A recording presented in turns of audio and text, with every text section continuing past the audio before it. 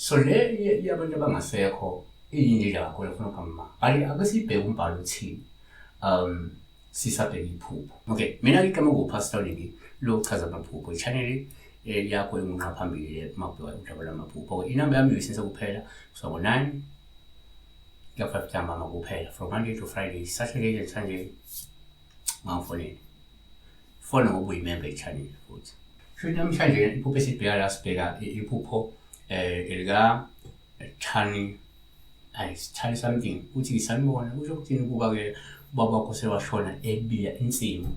So vele lo umuntu ongasekho yabona inkinga-ke kodwa-ke imbhalo ethini yona.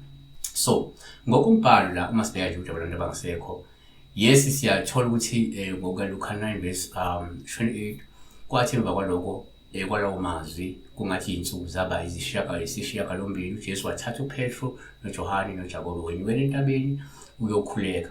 29 kwathi ekukhulekeni kwakhe isimo sobuso bakhe saba ngesinye nezingubo zakhe zaba mhlophe zagwebezela. Bheka kwakhuluma naye amadoda amabili ayengoMose noEliya.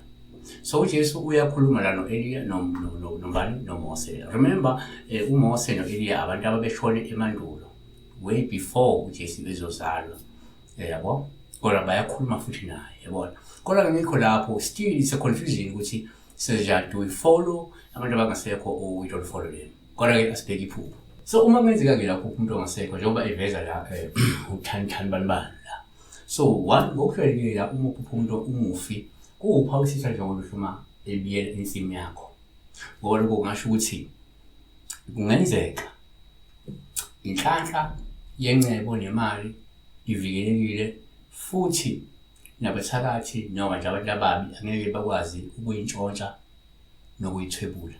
So uJobe 1 verse 10, wena awumbiyelanga yini yena nendlu yakhe nakho konke okwakhe nxazonke wabusisa umsebenzi wezandla zakhe na impahla yakhe yandile emhlabeni.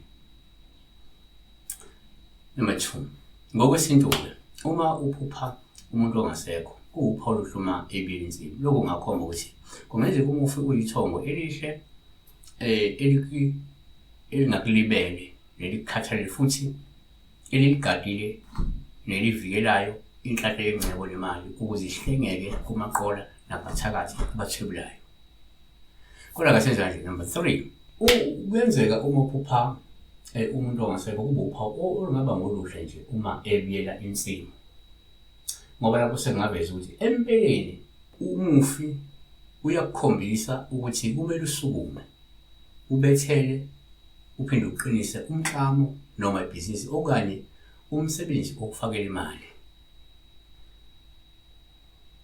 Sabonke besibheka la uma uphupha umuntu ongasekho ebiyela insimu yakho.